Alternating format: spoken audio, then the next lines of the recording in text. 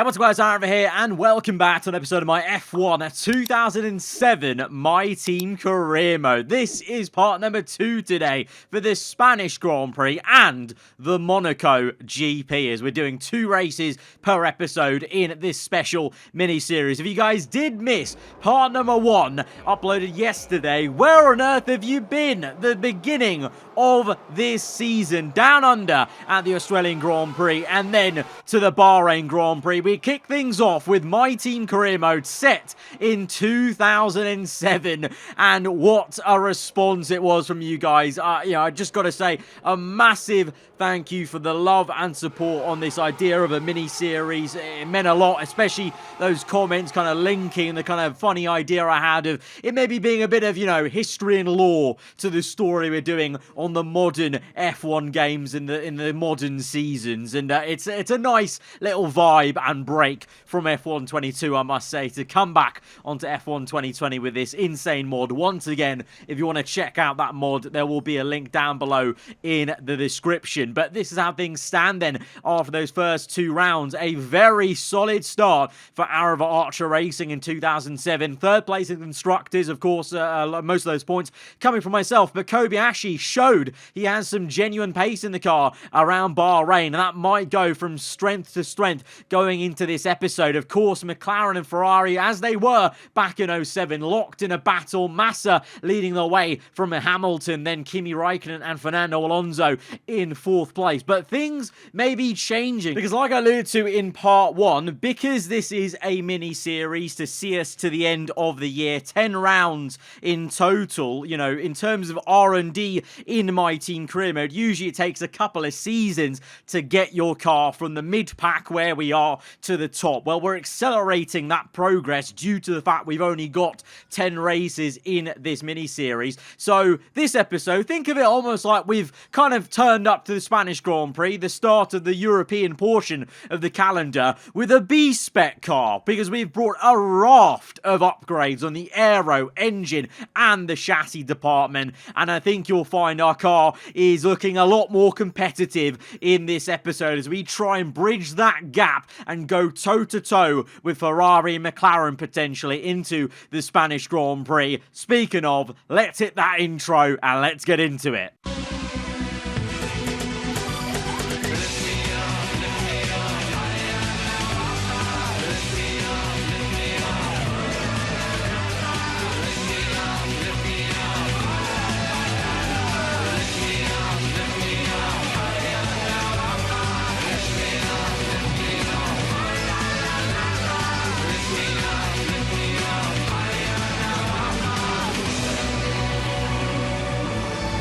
So qualifying then for the Spanish Grand Prix, and I have some high hopes for where this car could be now on the starting grid. But let's see how we do around this Circuit de Catalunya, high-speed circuit. So in terms of the handling of this car, should feel a bit better because, like I alluded to, these cars are so good at high speed. It's really the low speed where I'm still struggling to really get to grips with turning the car and rotating it and trying to get on the power and kind of unlearning that kind of feathering the throttle due to the traction control in these machines, and just wringing the neck out of this thing over the curbs as well, because these older cars ride the curbs so much better.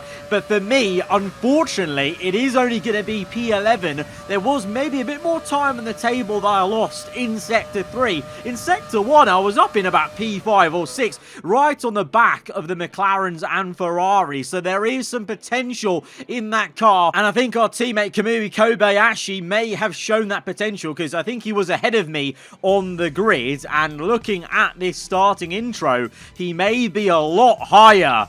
A lot higher, because look at that front row. Is that Kobayashi on the front row? This could be a very tasty Spanish Grand Prix indeed, as we see Mark Webber step into his machinery. But this might just be the beginning of a sensational race for Kobayashi. Did so well at Bahrain, probably carried that momentum, as we know the AI do in My Team Career Mode, into this race, and he has, as he's on the front row. Felipe Massa takes pole position, the championship leader, but Kobayashi in second. Raikkonen Alonso second row, Hamilton, Webber with a pretty high P6. Then Coulthard, Rosberg, Heifel, and Kubica round out the top 10 with myself in P11 alongside Fischer-Keller. Then we've got Heikki Kovalainen and Sebastian Vettel on the Toro Rosso, Ralf Schumacher and Jenson Button in 15th and 16th, Trulli and Burt in 17th, 18th, Barrichello and Anthony Davidson on the second last row, and then Liuzzi and Takuma Sato on the final row of this grid. But our teammate is on the front row in our car. The B-SPEC has worked wonders for him, so there's clearly some pace I need to try and learn to unlock, but we might have an overtaking show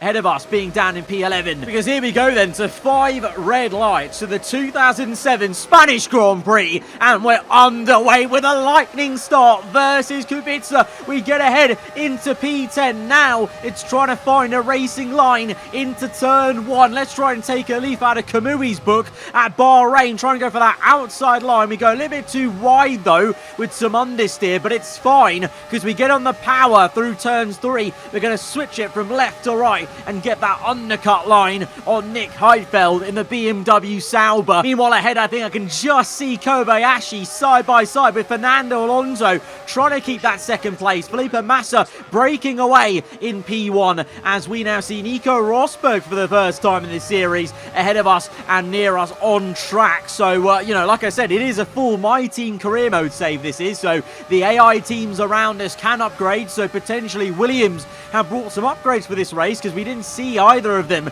feature in the top 10, I don't believe, in the first part of this series. So can we try and spoil the party though for Rosberg as we try and go around the outside, trying to hang it the long way around, and we just about nip through down the inside. I was a bit worried that I was going to understeer off there, but the car actually bit in a bit on the front end thankfully, and now we can try and make a move with the clean air ahead of us to catch up to these 2 Red Bull cars who find themselves with the Hamilton sandwich in the middle of them. But there is Massa from Kobayashi in second place, doing amazing to fend off a very feisty and young Fernando Alonso in that McLaren. Hamilton, he'll be a bit annoyed actually at how low he is compared to his championship rival of Massa at this stage of the race, as we now catch up to that Red Bull behind him of David Coulthard, and Webber doing quite well to actually keep that McLaren at bay so far. Quite impressive from the Red Bull team. Potentially maybe they brought some upgrades actually, because you know, in the first 2 races,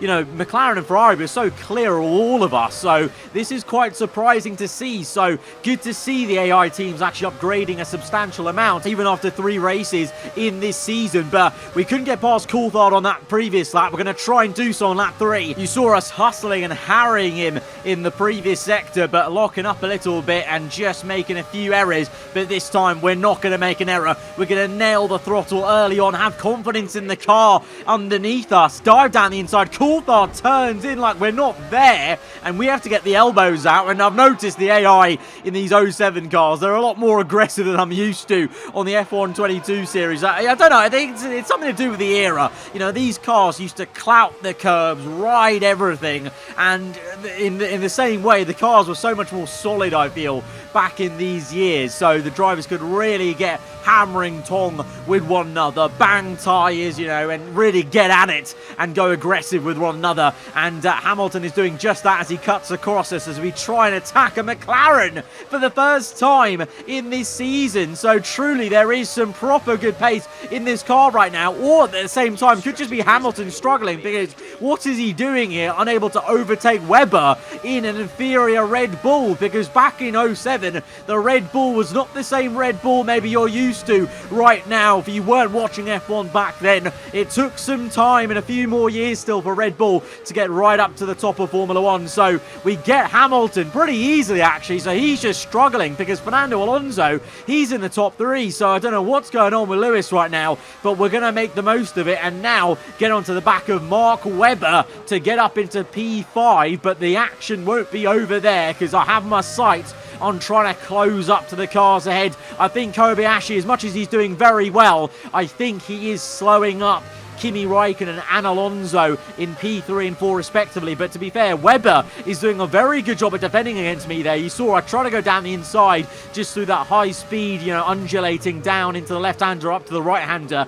and Webber just having none of it. So these guys are putting up a pretty stern defense. You know, we've seen plenty of times where I felt like the space was there, just like there potentially, and they're just holding their line, and we're going to have to think a bit outside the box as we now clout the curb on the right to the inside, go into neutral gear to let the car roll through a bit, and we're side by side. It's a ding-dong battle with Webber through the final 2 corners, but we get the place on the Red Bull just as he peels into the pits along with Räikkönen, Alonso and Massa, the only 2 cars to stay out, as Kobayashi also comes in. So once again, we're going for the overcut strategies. We now see Massa coming out, and bit of contact with the Toyota car. That's a bit of a shame for him, you know, not in the same race as Felipe Massa, but just unfortunate to meet his rear end, and that will bring out a safety car here. I'm yet to pit. I'm first place right now. We've set a fast lap of the Grand Prix in clean air, so just showing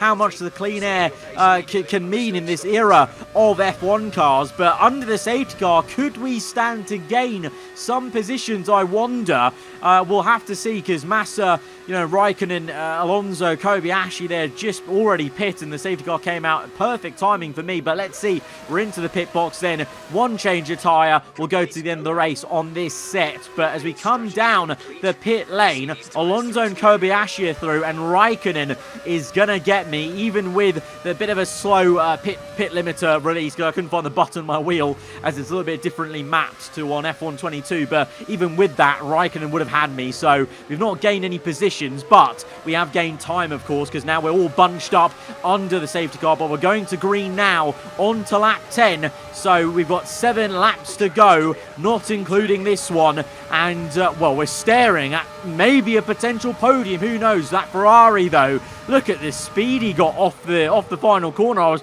right up his gearbox, but in a straight line, that Ferrari is just mega. So that's going to be the challenge, to try and figure out a place to maybe overtake him in the corners, because Kobayashi is showing that overall we do have this speed. It's just that in real race terms, it's difficult to get past them in a straight line. It has to be done in a corner. You can see I'm trying some very interesting brake zones and lines here, trying to go left, right and wide, and trying to cut in tight. Bit of a lock up on that previous left-hander to try and rotate the car and get the nose turned in as much as we can, and using that exit and planting the power early as much as we can, having way more confidence up the hill now, having done 10 laps in this car on race fuel, and feeling a bit more of a sense of where I can gain the time on these cars around us. So I'm trying to size up a move on the Iceman. As ever, he's just remaining calm, cool, collected. But can we maybe make the same move we did on Webber, on Räikkönen, as we try and bring the car through with the momentum on the inside, first gear over the bump,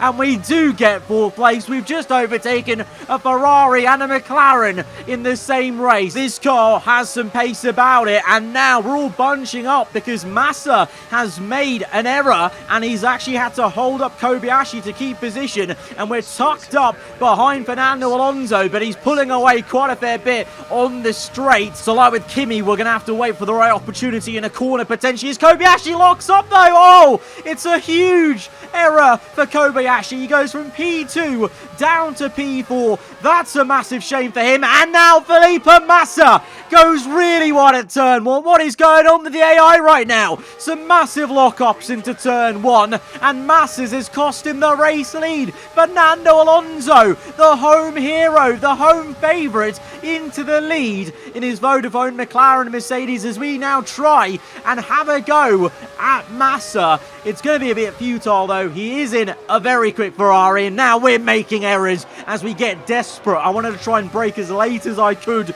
to try and keep up with Massa in the corner, and instead we've had to now take some big avoiding action with Kobayashi. We now squeeze out Räikkönen. We're down to P4 all of a sudden once again, and Kobayashi back into a podium place, and that's all from getting a bit too desperate, basically making errors, locking up too much, and then having to take avoiding action on the rear end of my own teammate in Sector 2. Meanwhile, Hamilton getting a move on here and going down the inside to make a really nice pass, actually, as they're side by side. inside through this entire long right-hander into the last bit of the lap, and Hamilton gets up a crucial position to try and limit the damage in what has been a very quiet race for the young Brit in his first year in Formula 1 here in 2007. But yeah, the mistakes are going left, right and centre there. Kobayashi, Massa, myself, you know, maybe there is a bit of tyre wear playing into this in the race, and that's causing some mistakes with the drivers out here as now we watch on. That's the top 10 basically, with I think Jenson Button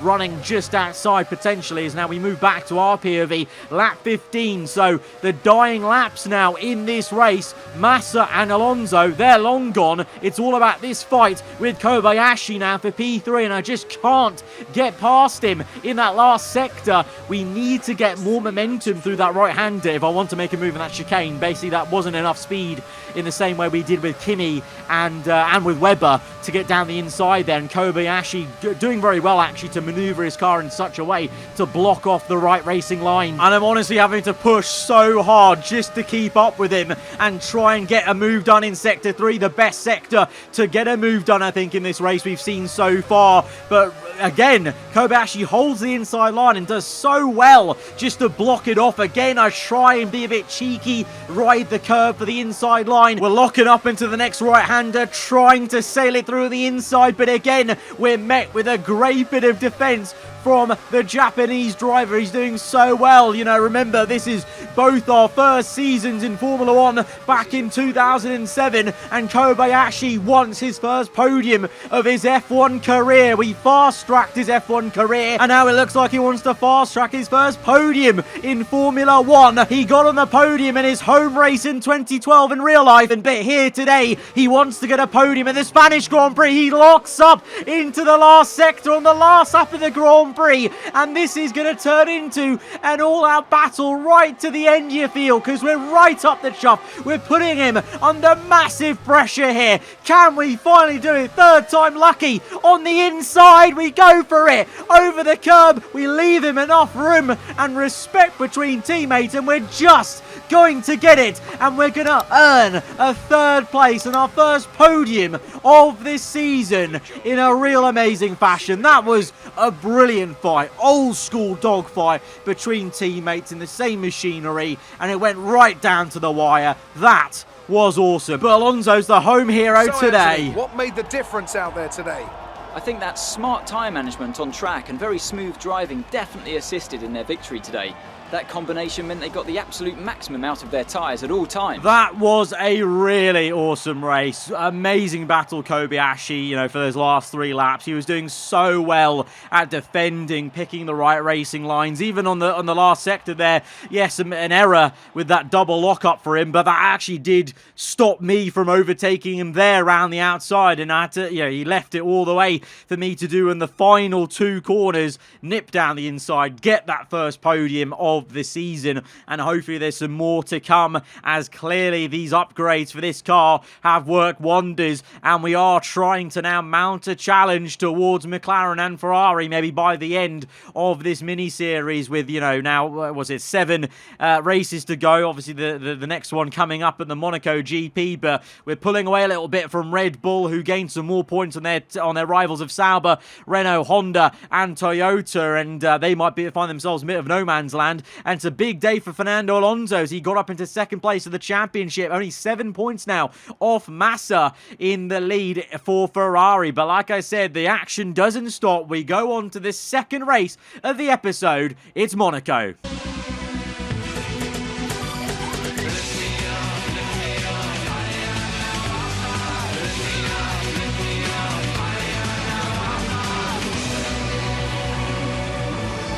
I think we're building something pretty damn special here with this team. That was a great vibe at the end of that race. Even though Kobayashi will be disappointed at not getting the podium, it was amazing to see the synergy and just how quick both of us were.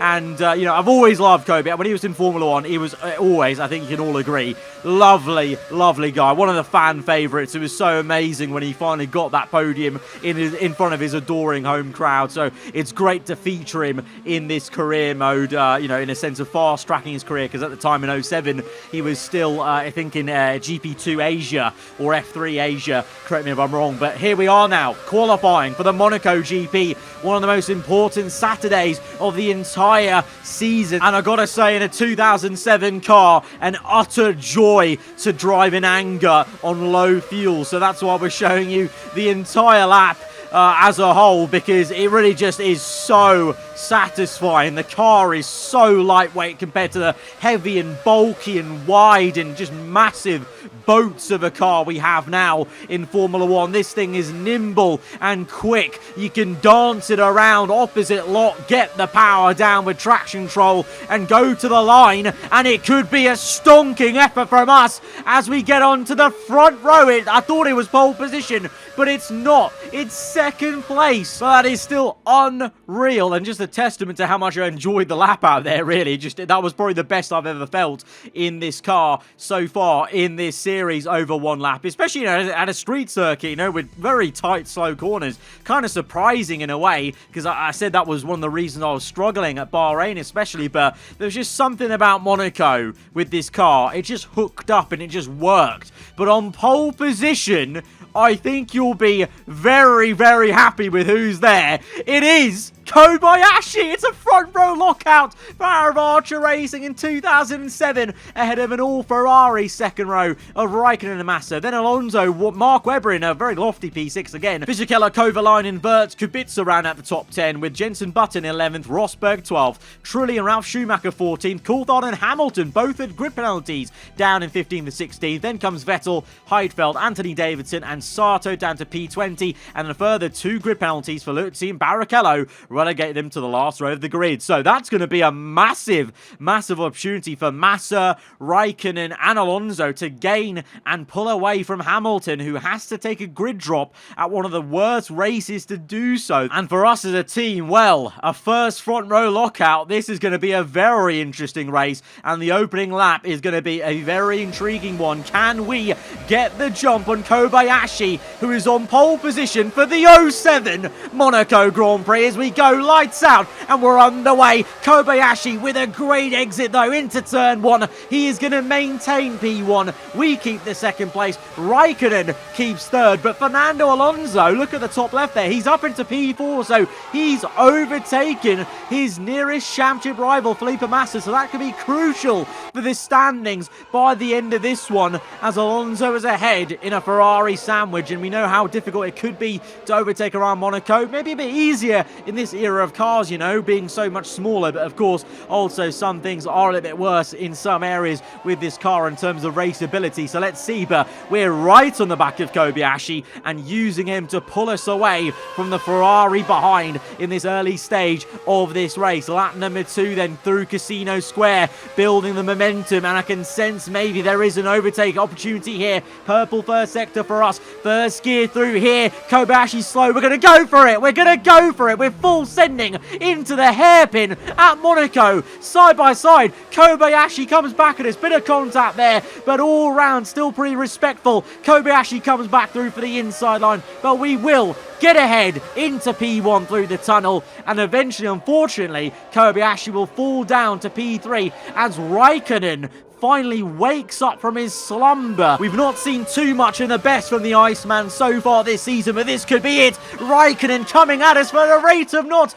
Big dive bomb out the tunnel. We have to defend. We bang tyres, and Kimi gets the elbows out. He's into the lead now, narrowly. We're going to try and dive bomb him back, but Raikkonen is going to maintain P1 as we get pressurized a little bit then from Kobayashi in the middle of swimming pool. On the next lap, lap 5, Raikkonen now is going to come in for his pit stop. We're going to follow him in and cover him off. Kobayashi will take the lead of the race from Fernando Alonso, who also stays out. Massa as well. We chose to cover off Kimi, but we're going to have to see now this is going to be the correct strategy to go, because Kobayashi sets the fastest lap of the Grand Prix as he goes on and continues on in this race. So that's a little bit concerning if Kobayashi's setting a fastest lap. You know, if we get stuck in traffic, he could well jump us with an overcut, which which we have seen works very well in this mod and in this series so far. But we've just got some really great pace, so even though we do catch traffic, maybe we can just pass them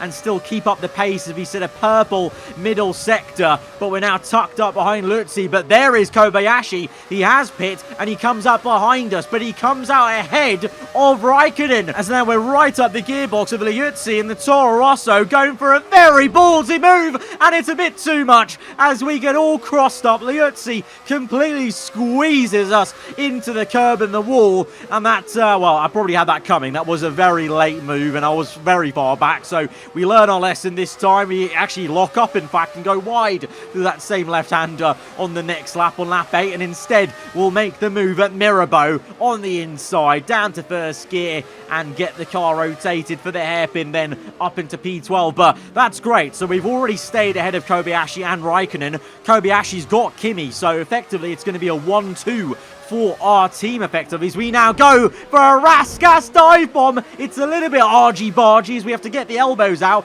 because Sato was adamant he was still going to turn in there, so I had to kind of show him that I am fully alongside you, mate, and we get the move done though. So that might well be, because we're in 07, that might be the very first instance of the aarava Archer Raskas dive bomb that he may have passed on to his junior in years to come. But more slow cars are to come. Lap 10, halfway through this Monaco GP, up into P6. Barrichello and Davidson yet to pit in this one, and we were looking to try and pass them if we can. Maybe out the tunnels, we get a pretty good exit with first gear helping us get the nose in and then get on the power as early as we can, but we're a bit too far back now through the tunnel. But as we get down to the brake zone, yellow flags behind us. On the top left, you can see the flag signaling, and it's actually because of an engine failure for one of the Renaults. He's going to be out of the Grand Prix. Can't tell if it's Fisichella or Kovalainen, but one of the Renaults is out. And so the safety car is out then around Monaco. That's going to allow Barrichello and Davidson to pit in under it, but we are going to continue on, and we will take the lead of the Monaco GP. And still Trilly yet to come in. Kubica, they're all in now. Wirtz as well in the Williams, and some of them may well actually gain some positions now because of that safety car pit stop. But there we are, back up into P1. Kobayashi second, Raikkonen third, Alonso fourth, and looks like Wirtz has actually jumped maybe even Massa and some more cars to get that Williams into P5. So now we're going to lead the grid back on to green flag racing onto lap 13, slowed it up in the final corner, then blitzed it on the power, and that's a real great getaway under off the safety car into turn 1, and already with about 6/10 in our back pocket compared to Kobayashi, who's feeling a bit of pressure from Raikkonen. He's the fastest man overall with a purple lap time, but we are going to get it back from him on lap 14. And I'm just showing you this bit of the race basically because we're now 1.1 ahead of Kobayashi, but I just want to showcase the rhythm we have in this car to dance it around, getting on the power early in first gear, kind of learning a bit better how to move the car about and kind of use the traction to help us rotate it better as we set a purple in that second sector. We're a bit slower in the first sector, but we're going to come through for another purple lap time. So we are flying around Monaco, just showing you how much I was enjoying it with this car. As we're now watching on a battle still between Barrichello and Davidson. Davidson is wide though into Raskas. The two are side by side. Barrichello going for the inside line. Oh, he's broken his rear right tyre, I think, as he now rotates around. But I think his rear axle is broken, which is why he's rotating so slowly around here. And that's going to be a huge blockade. And that is going to cause a second safety car of the day here in the Principality. So lap 16, that will mean only pretty much a sprint race of 2 laps to go as we get underway, as the safety car peels in for the second time now as we go through the final bend, looking at where Kobayashi is, and then we blitz it. We haven't done as well though this time. We didn't fool him as much. It's almost like he learned my little trick from the first safety car. We go defensive into turn 1. It's a tiny lockup, and a lot of understeer into turn 1. I think maybe because of the tyres being a little bit colder than last time, that's going to allow Kobayashi to go through and try and go for a move on me for P1. Instead, though, it's Raikkonen up into P2. Kobayashi left the door open. That's a bit of a shame for us as a team to maybe not get the 1-2, because with only now a lap and a half to go, it's going to be very tough for him to overtake the Ferrari. We saw he couldn't manage it in the first stint, away from the pit stop, obviously. So Kimi now up into P2, but I get the sense the Ferrari wants some more, and that Ferrari seems to be on a bit of steroids in a straight line, because look at him come at us at a rate of knots. We're flat out through the tunnel, and yet he catches us up. We double lock up. Kimi is now alongside us. He's actually into P1 by a full car length now, and we're going to have to try and go round the outside and do what we couldn't do in the first stint and re-overtake him into swimming pool. But that Ferrari, I don't know whether he's kicked up the fuel mixture or what, but that Ferrari is rapid, and Raikkonen is trying to smash and grab the P1 away from us. We're just about going to be able to defend from him for a second time into the last lap of the Grand Prix. But if he had another chance, Kimi may well have got this P1, because that was such a quick car out the tunnel. He must have been turning up his fuel mixture potentially on those last 2 laps. As we now calmly come through the last couple of corners, we've defended against a very rapid Iceman, and we're going through the final bend to the line, the checkered flag. It's gonna be the win at the Monaco Grand Prix. We are the Master of Monaco in 2007. It's our first win of the mini-series and this season. Oh wow, that was awesome. What do you think it was, Ant, that gave them the edge over the competition today? Without a doubt, the safety car changed everything today. The key to their success was keeping calm and reacting to the situation quickly. We've seen teams in the past throw away wins because they were too hesitant, but here they were decisive, and that's allowed them to take the advantage. What an awesome episode. We had that insane fight with Kobayashi and some great overtakes at Spain, and here in Monaco we've done even better. We've got our first race win of the 2007 season, and this could be a sign of things to come as we continue to try and apply pressure and chase after Ferrari and McLaren in the constructors. Make no minds about it though, the AI teams, they will upgrade in this season, so Ferrari and McLaren probably will come back at us a bit, so let's enjoy it while we can. Right now we've got some other circuits coming up that may be more tricky for me personally in the 07 car. There was something about Monaco that the car just came alive, and it really didn't feel like that same stiff car from the first part, especially around Bahrain compared to Kobayashi, but he showed some great pace there. Bit of a shame about obviously losing second place and losing the 1-2, but still amazing stuff. And because of Hamilton being way down the order with the grid penalty, with the traffic, we're actually ahead of Lewis now in the Drivers' Championship. We're kind of in no man's land, far away from that midfield fight of Red Bull, Sauber, Renault, Williams, and Honda and Toyota. By the way, Williams did amazing with Wirtz. Wirtz got that jump on Massa. He did get overtaken by him, but he still finished so high in the points for what Williams have done so far this season. So Williams catapult themselves 2 positions up to P7. So some great stories today around the Monaco GP, but the biggest one being that win. And obviously just even the front row lockout in qualifying was amazing. But that has been such a fun part 2 of this 07 My Team Career Mode series. Guys, if you have enjoyed it, hit that like button. Let me know what you thought in the comments below. When you're around here, then do get subscribed for weekly Formula 1 content. I'll see you guys next time. Goodbye.